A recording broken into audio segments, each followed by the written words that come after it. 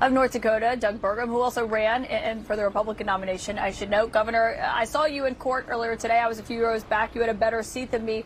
Just tell me, this is your first in court, I believe. What did you make of your few hours that you were in there? Well, Caitlin, I think it's good to see firsthand what the American public believes, which is this trial is really politically motivated.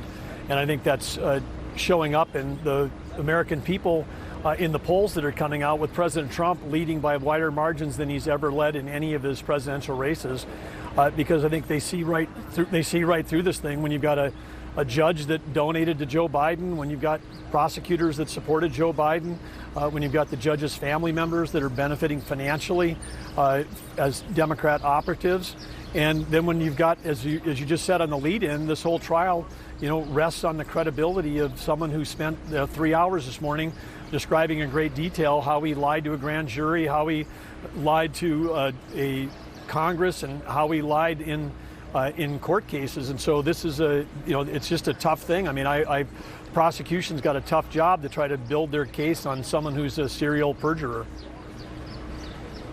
The one thing that sitting there listening to Michael Cohen testify, which is, of course, who you're referring to, I mean, Donald Trump hired Michael Cohen. So for everything that you just said, I mean, that is the person that Donald Trump chose to be his personal attorney. Well, I think, yes, that's true that he did hire him, but I think that when the cross-examination, you're going to come out. You heard a glimpse of it this morning that Michael Cohen leveraged the title that he had. He wasn't even doing work for President Trump, and he was signing up clients left and right at $4 million in revenue, leveraged that. I mean, so that, I think for most people, that just comes across as someone who's, again, trying to make money off of the president's celebrity or the president's position, and not someone that really ever maybe had his best interests in mind.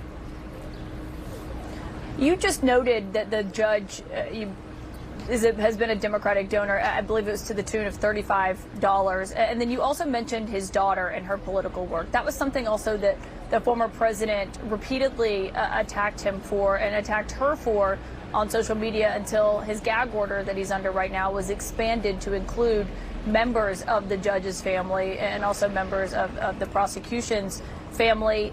Did Donald Trump ask you to come out and criticize the judge's daughter? No, not whatsoever. And I'm here completely as a volunteer. I'm here because I care about the future of this country and where it's going. But I think it's fine if someone wants to be a Democratic operative and make millions of dollars, but it's sort of been a simple thing. I mean, there's hundreds and hundreds of judges in Manhattan. Just recuse yourself if you're a judge who's got a family member that's making money off of controversies like this. I think the public and justice would be better served. I mean, it would be a simple thing. Just recuse yourself.